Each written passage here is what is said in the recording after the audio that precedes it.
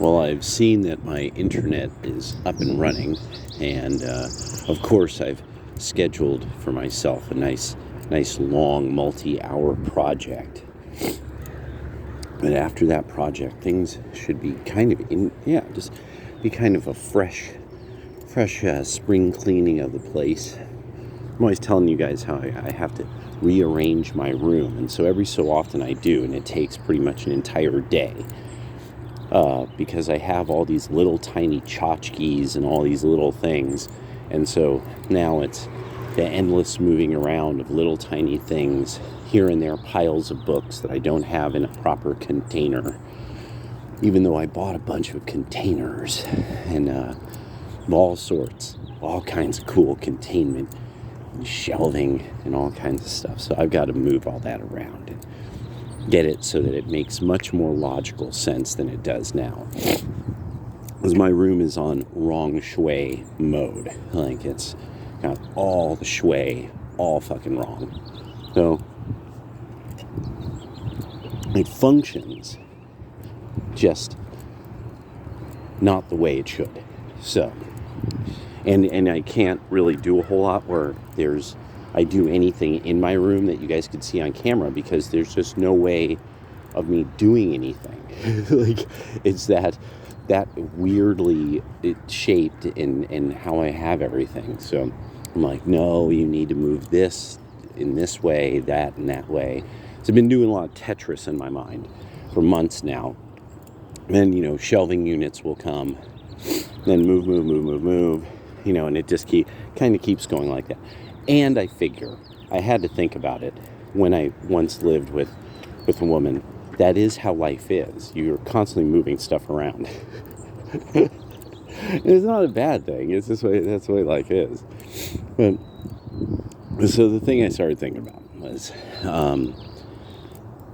there is now, at first it's like it's a week, and then it's 2 weeks, and then now, because we're at 200 days of Israel whooping the Palestinians' ass, going after all the local Shia militias and the allied militias with them. I don't know if all of them are Shia. Actually, that's one of those that I kind of wonder if Spaceghost has covered it all. Because he would really have a really good idea about that, from what I recall. That he really knows when, like a lot of the history of that kind of stuff, of those different groups. And it's like, no, they are not. They're Sunni, but da-da-da-da-da-da-da. And, yeah. And so, now it also could be that maybe I'm remembering what Spaceghost specializes, all the many specialties of Oliver. I might be remembering this incorrectly, but he tends to know a lot about the Shia world and their history. So this 200-day mark is pretty... Nobody's feeling good about this. I mean, we all can pretty much admit there was a period of time where it was like, well, you guys did do this. Now, this is like, whoa... Okay, not how many billions of dollars do we, and so now this is starting to be so beautiful to see how the right wing, the Republicans, the right wing has now had its effect on the Republicans.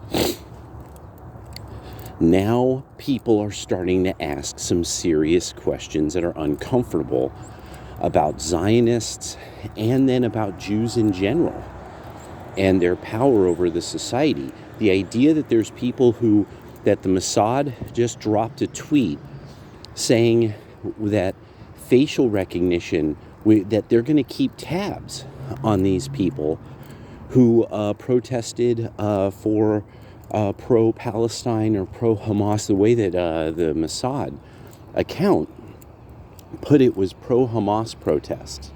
That's how the Mossad put it. Imagine any other case.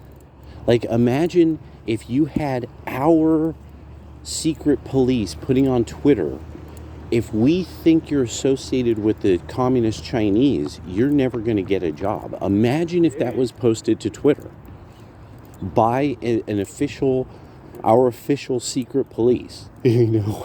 Like, I mean, the fact that Mossad has done this, that's pretty fucking serious. And I think a lot of people are going to start getting this. It's going to become this thing of, this is really hard to argue that you guys don't have sort of outsized influence on Western civilization in a way that really we shouldn't be comfortable with. This is going to be a really hard argument, but it's going to be one of these that's going to be, polite people don't say things like this. No polite people think that. But now it's like, wait a second, you've got people who, they're at Columbia. These protests are happening at MIT. These people are popping up in the middle of meetings at Google.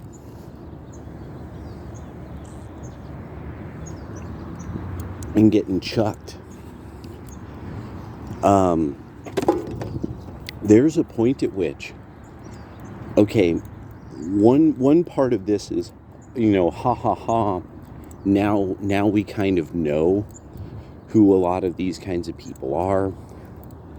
We really can get this idea of how able and talented, a lot of these kind of characters on the left are.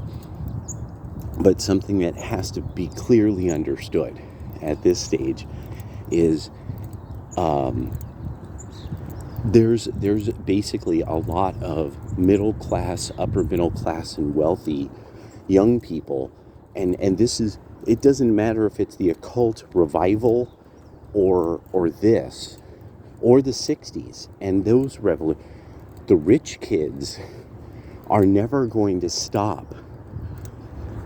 The rich nutters don't stop. They just use their time and their money to gestate. That's what blue cities, they're full of people like that. Full of people who embraced communism and were all about commie this and commie revolution. And then when it started to be like, oh yeah, they're really terrible to civilians. And that's why you see in these blue enclaves, these like slack jaws, these roundies that and saddlebaggers that they're the defenders of the Khmer Rouge and weird shit like that, saying, oh, the gulags really didn't happen the way that they said, the archipelago, oh, they're so dumb, and that, these are people who think they're like fundamentally superior. They're like, oh, libertarians, their arguments never even make sense. It's like, do you know the words they're using? Probably not. You fat ass. And that's the big one, is you're a lard ass. Why should I think you're smart? That's now a part of like kind of my mentality. With a lot of, the younger end of the population. Well, you kind of have like no jawline and you're overweight. I don't think I'm supposed to presume that you're really that bright. like you're probably bright, but I don't know how smart you could really be. But so there's going to be these people who, they're going to hold on to this in a major way for a long time. And the more this becomes like, oh yeah, no, we're going to keep you out of job. These people are going to find a way of hiring each other. I guarantee this is one of the worst. So this is one of these moments where I'm sitting there thinking like, when you wonder like, there has to be something that Jewish people do that is like, that's the straw that broke the camel's back. You're out of Spain, you're get the fuck off of the island of Sicily, you know? Like, you wonder what it is that happens, that it's like, what do they do that finally people just are like, get the fuck out of here? And so I think we're starting to see it with moves like the Mossad just made. Holy crap. And this is one of these things that, coming from a person on the right, I'm like, this isn't a good strategy. This is a terrible strategy. To sort of say, because we're this, you fund this secret police force, we're now going to openly threaten you on social media if you don't like us. Or if we interpret the way you behave as not liking us. Everything about this is now starting to get to like, wow. People who really are Jew haters are now just getting to sit back and like let the typing, the script is typing itself for them. I'm just blown away by how this is going now. And the big established Sunni nations, they're like, how about you guys sit down and talk? No? Okay. Like, that's just the volumes that's speaking. Then you have people, I actually have gotten to check out that dude Ryan Medhurst, who he's one of these pro-Palestinian people, and the way he has this entire way he talks. One, it's like a commie, so he sounds like Owen Jones, yet at the same time he sounds like some kind of Islam preacher. He has all these really weird ways that he says things, that he'll repeat certain phrases, and I'm just like, that is so strange. Like, how do you make your mind work that way? Like, to work like, kind of like a machine. Like, you could see the pattern of notches it leaves in the paper on the side. No, this printer is a TX500A. You could tell by how perfectly rectangular the notches that it leaves in the paper are for the feeder, you know. And it's like, I mean, the way that the guy will like, a hail of rockets, a flurry of rockets, and you're just like, and Israel had to spend this much, while and it's just like, oh God, you really aren't getting this. Like, at some point, they're just going to just thump, and like ion cannon something, and you're going to be back on here crying about it. Like, just damn, yeah. But that's the thing, is I think a lot of times such activists really are people who are begging for the void. They want destruction. It's actually what the Buddha talked about in this desire for like when people would chastise themselves physically, or you put themselves in bizarre positions for really long amounts of time, fundamentally kind of spiritually, they would torture themselves for spiritual enlightenment. and I think that he was saying, the Buddha got into this, and he said, no, it's this specific desire for annihilation. That's it. To be annihilated in the void.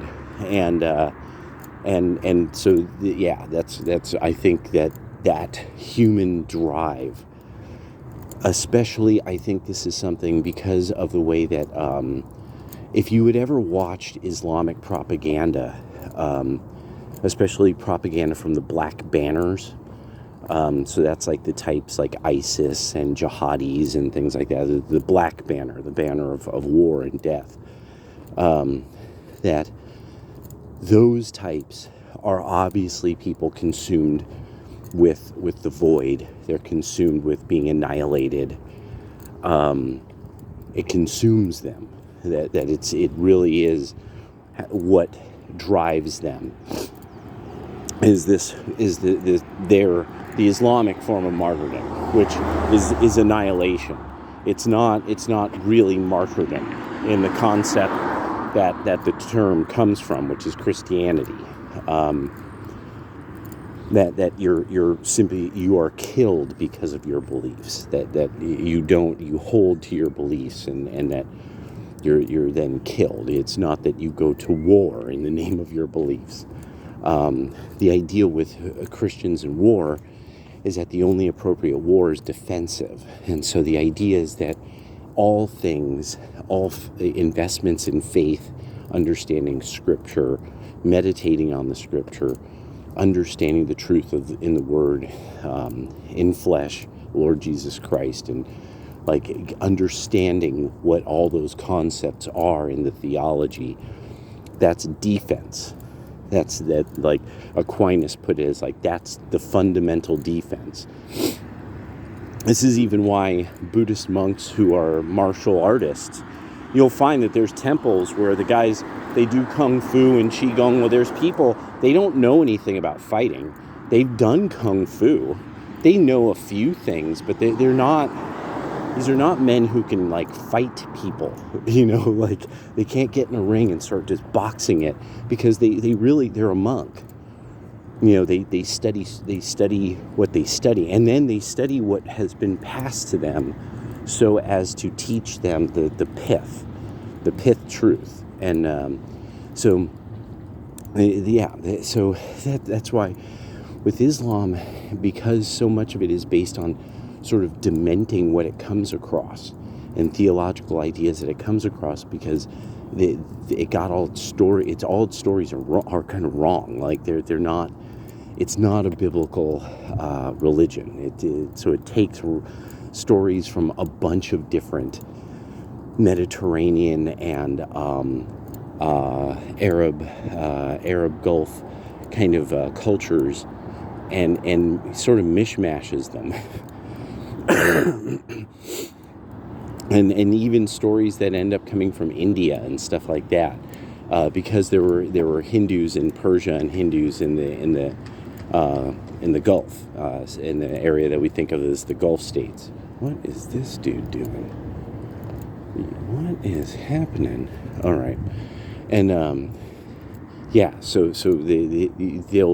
they'll say, oh yeah, this person, that person, you guys don't know, and it's actually no, your version of the story is totally incorrect. This came up during, supposedly Muhammad's time, and he was supposedly very upset that nobody knew what he was talking about, so he accused everyone of changing their scriptures.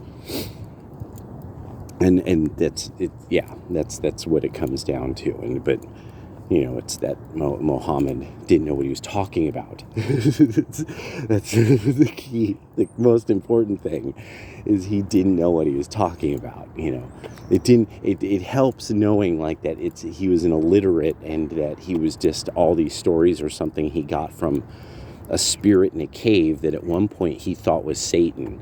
So it doesn't matter what people want to say.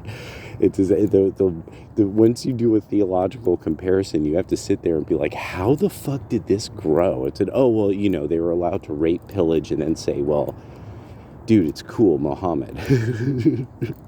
So it's just sort of this bizarre religion of almost the worst of human behavior is somehow kind of ennobled, but anyway.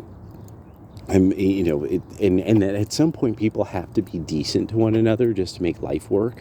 So they probably have enough lines in the Quran that they could be like, no, we're going to just focus on these.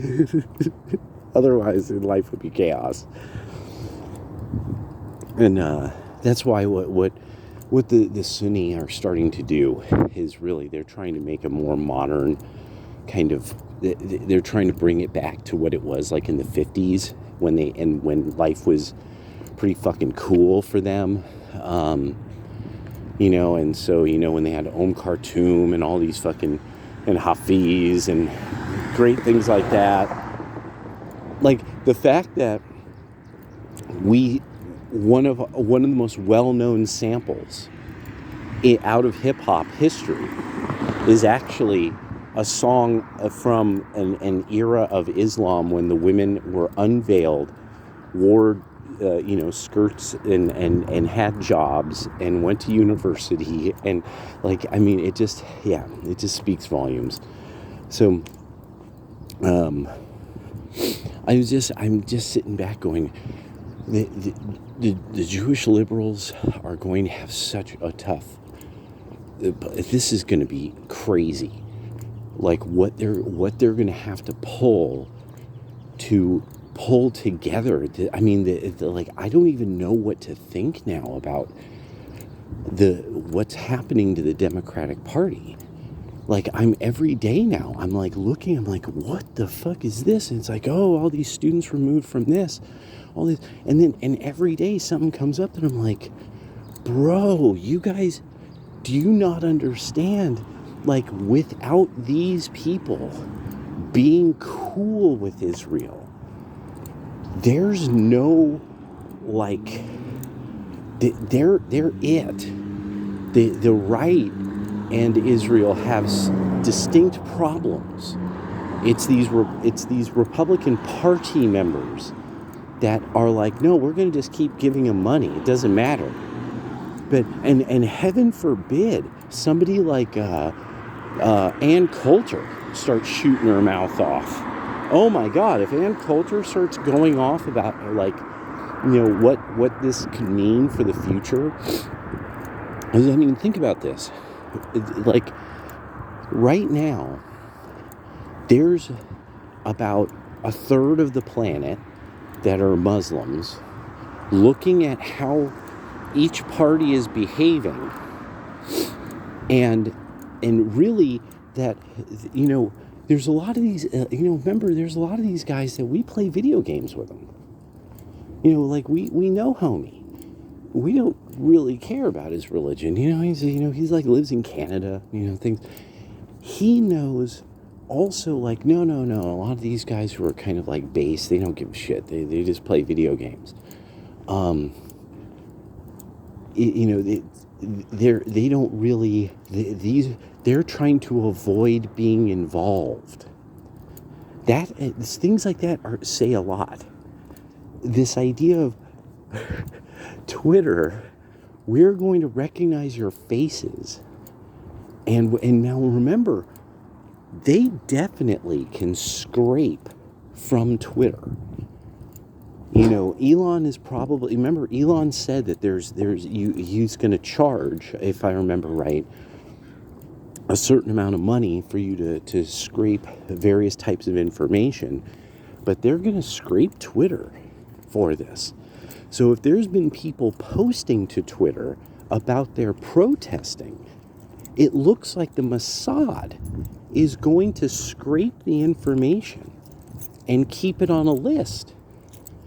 This is the future now. This is what governments do. And a lot of people who are left of center are going to have to make some very serious decisions very quickly about, like, so what do you really want out of your government? Because now, our government has pretty much said the same thing, but they are like, oh, well, January 6th, we could do all kinds of extra legal things. So yeah, just rolling this around in my mind. All right, later.